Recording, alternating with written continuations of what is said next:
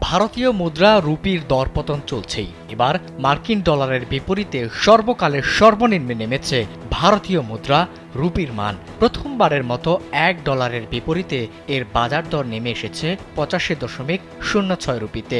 The economic টাইমসের এক প্রতিবেদনে এই তথ্য জানানো হয়েছে। ওই প্রতিবেদনে বলা হয়েছে, ডিসেম্বরের শুরু থেকে ভারতীয় রুপির দরপতন চলছে। একের পর এক রেকর্ড ভাঙছে রুপির দর। মঙ্গলবার ডলারের বিপরীতে রুপির দর ছিল 84.90 আর বুধবার রুপির মূল্য ছিল 84.95। দিনের মাঝামাঝি যা 84.96 রুপিতে পৌঁছে।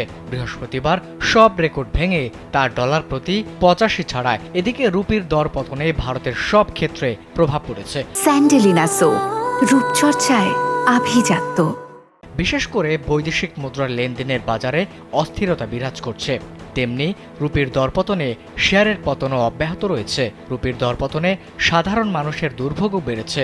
অপরদিকে অন্যান্য সংবাদ মাধ্যমে এর কারণ অনুসন্ধানে বলা হয়েছে, চলতি বছরের জুলাই সেপ্টেম্বরে প্রবৃদ্ধি 6% বেশি হওয়ার বিষয়ে আগে থেকেই পূর্বাভাস ছিল। তবে এ প্রবৃদ্ধি কমে 5.4% নেমেছে, যা গত বছর 18 মাসের মধ্যে সর্বনিম্ন। প্রবৃদ্ধি কমায় তার প্রভাব পড়েছে রুপির দামেও।